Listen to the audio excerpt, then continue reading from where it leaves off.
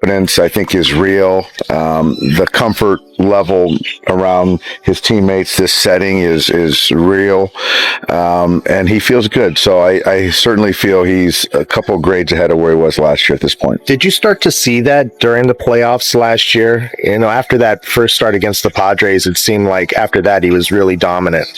I think the first, obviously, we've talked about before. I think that Yankee outing, in the summer, and then obviously he went on the IL after that. But yeah, you know, the Padres series, and then he built that into that series in New York against the Mets, and then in the World Series. So yeah, you can see it, and I think that, you know, after last year, I still think that there's a lot more left in there for Yoshi. When might we see Roki again? Roki, you'll see Roki next week. I just don't know when, you know, Tuesday or Wednesday, something like that. We'll see. We're going to talk about it, because obviously then you're starting to get kind of guys kind of working together on the same day. So we're trying to sift through that. Do you think it's important for him to get in a Cactus League game before we leave here, or the work he'd be doing, whether it's B games, things like that, would be sufficient enough? Getting in a Cactus League game. Yeah, it's very important. He needs to certainly build up, but also, you know, be in this environment. Dave, with the injury with Yamamoto last year, are you confident from what you've gathered that that's behind him? I know it's hard to predict, but is there no looking back now as far as that goes? Or is there still, you know, you have to be careful because of what happened? I don't think that we're being careful. I think we're certainly being responsible, but I do think that where he's at right now, looking out for this season, kind of manage him accordingly, so there's no kind of guardrails. James Outman's got made some swing adjustments this year. What's your read on what it looks like so far? It's different. I think early on, you know, he's laying the bat down. I think his posture's better, which should be able to kind of cover the top half of the zone a little bit better, which has been, you know, a place that he's been kind of exploited. It's good to see him square some balls up the last couple days. Hopefully that kind of builds confidence for him, but it's different, which I think last year he certainly needed to make an adjustment, and he did. He got off to such a good start as a rookie. Where did he kind of get off track last year? Or how? How? I don't know the answer. I think that, like a lot of young players, when you start to scuffle, you just can't stop that spiral. And I just think for me, yeah, there's some mechanical part of it, but I think that there is a little feeling of the pressure of trying to perform bled into last year, and I just think that we couldn't slow it down. I think that this year he's in a healthy competition. I think that's good. I think he looks good physically as always, and he made the swing change. So he's holding his own right now. Fair amount of talented young players haven't really, you know, failed much in their careers or had to, you know, go through that. What do you do to kind of help bring them through times like that? Just kind of continuing to try to run them out there as much as I can, try to instill confidence, try to assure them that they don't need to do more than is capable. But at the end of the day, you know, I'm not in the box with them. The coaches aren't in the box with them. They got to go out there and perform. And playing for our ball club, there's just a high bar. And so you got to perform, and all of our guys understand that. Speaking of young guys, Jose DePaul in the starting lineup today, Zaire Hope, a guy who's been seen a lot. What have you seen from them, and maybe what are you looking for moving forward? You know, DePaul a couple days ago was sick, and so he was a little bit behind. So I wanted to get him a start, get him kind of a regular preparation for a game. So I got him in there in the DH spot. Obviously, the tools are there. Really exciting, controls his zone, really offensive player. I think for me, just to get him out there, I'm hoping, expecting he's learning from how big league ball players work, how they defend, and not just in the batter's box. And I think Z Hope has done a fantastic job. He's opened up a lot of eyes as far as on the defensive side. He plays every pitch. the bat to ball, the power. I think he's very physical. He's a good kid. So, I actually like to see those two pushing one another. They have a good relationship. So our position players on the outfield side, we're in a good spot as far as an organization. What have you seen out of Dalton rushing this camp, and especially kind of how his progress as a catcher is coming? Catching, I think, is going great. He's doing a good job building into the pitchers and trying to listen to the pitching coaches and learn, how major league pitchers operate and think. He's a smart kid. I think in the batter's box, he's trying a little too hard right now. He might have went 0 for the spring last year and had a good year offensively. So I do think that here he's trying a little bit too hard. I would just kind of want him to trust his ability in the box because he's special in the batter's box. If he impacts you guys this year, do you figure it would come in a catching role, or do you still see a chance where he could factor in somewhere else if you need defensively? I would see if he factors in this year, I would say it would be behind the plate. I do think that with Fetty, Lockwood Powell, obviously Chris Oakey, we've got a lot of good depth, but obviously rushing is a guy that we're looking towards in the future. So that's probably where I would see it. Last year we did a little left field. I don't see that kind of playing out this year. With Freddie, go ahead. For Shohei, do you have a clear day on when he's going to be batting in a Cactus League game? I think Shohei was going to play at the Angels Friday. Right. With Freddie, is he kind of past the test, especially jumping wise, just to play the field tomorrow, or is there anything? He is going to DH tomorrow, and then he'll be off on Friday. Then we'll make a decision on first base or DHing on Saturday. And then we're going to take more at bats back there today. No, not sure. I'm not sure. I should know that. I don't know. But Will's going to play on Friday as well. Not Thursday. With Bobby Miller. Bobby is going to throw a pen on Friday, so which is great. He's coming along. The protocol's going well. He's going to play catch today, and he'll throw a pen Friday.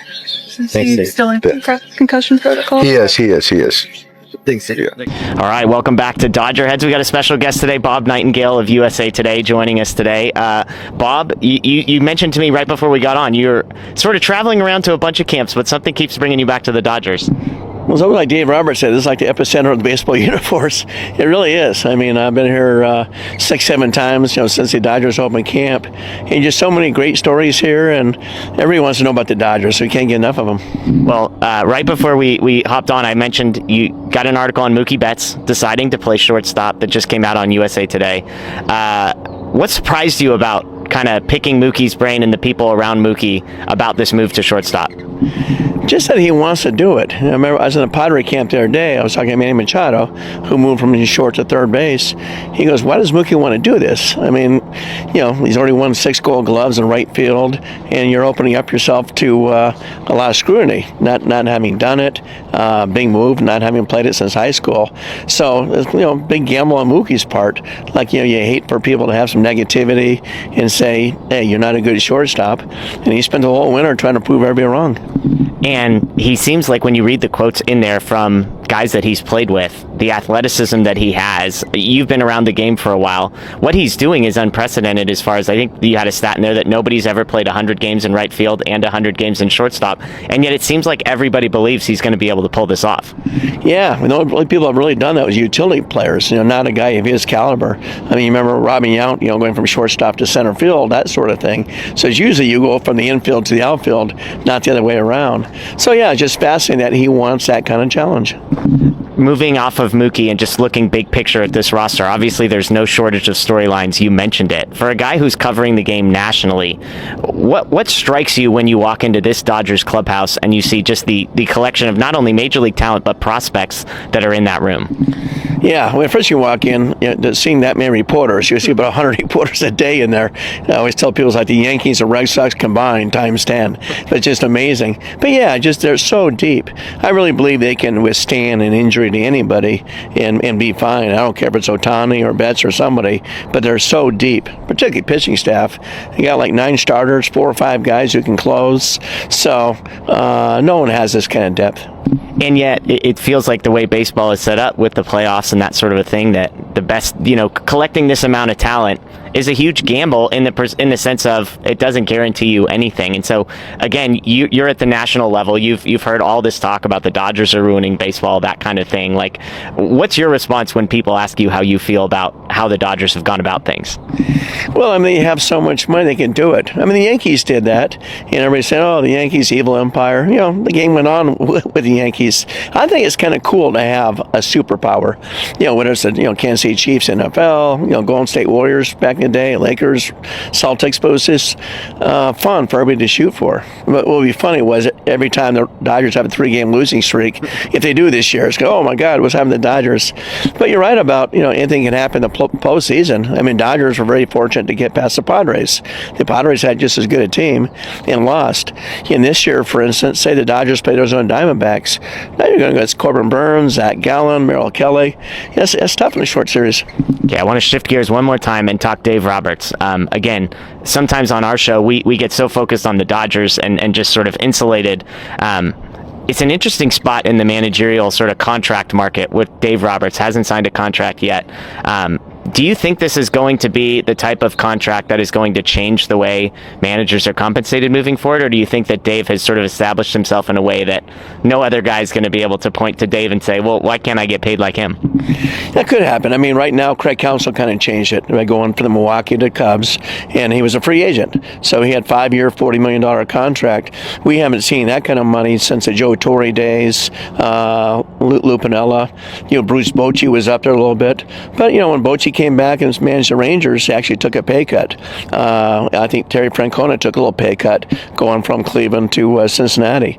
So, yeah, I think if Dave gets over the $8 million a year range, then it helps manage the market.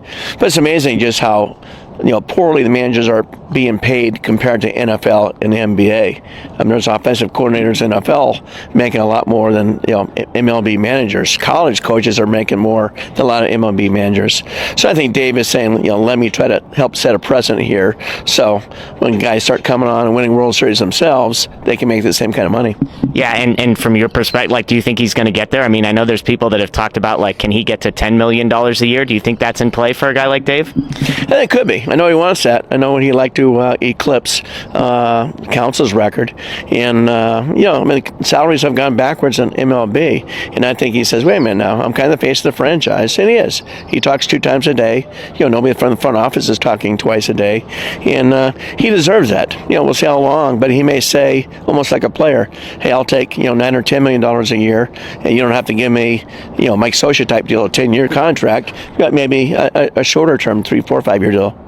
Yeah, awesome. Well, Bob, thanks for hopping on, and thanks everybody for watching again. 大谷翔平とドジャース、2025年に向けた新たな挑戦、歴史的な5-0クラブの達成、史上初の3度目の満票 MVP、そしてワールドシリーズ制覇、大谷翔平の2024年は、まさに夢のようなシーズンだった。しかし、彼とドジャースの旅はまだ終わっていない。むしろ、ここからが本当の戦いの始まりだ。スプリングトレーニングでは、大谷がバッティング練習を再開し、復帰に向けて順調な歩みを見せている。肩の違和感はまだあるものの、ほぼ思い描いた状態に近づいている。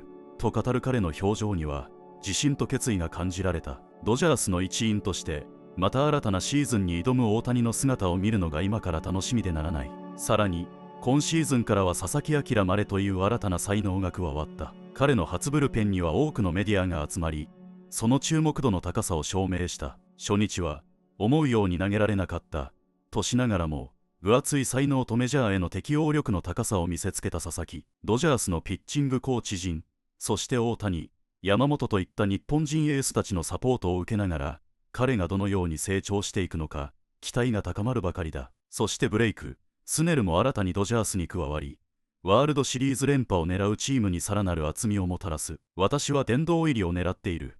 と語るスネルの野心と、クレイトン、カーショーのそばで学びたいという姿勢は、まさに本気度マックス。彼がドジャースのユニフォームを着てマウンドに立つ日が待ち遠しい。もちろん、昨年のワールドシリーズでチームを支えたキケ、ヘルナンデスやブレイク、と来年も再びチームに合流し、2025年のドジャースはさらに盤石な体制に、彼らの経験と勝者のメンタリティが、チーム全体の士気をさらに高めてくれることは間違いない。去年の歓喜を、今年も、大谷翔平が語ったように、昨シーズンの成功はすでに過去のもの、次のシーズンに向けて準備をすることが大切だ。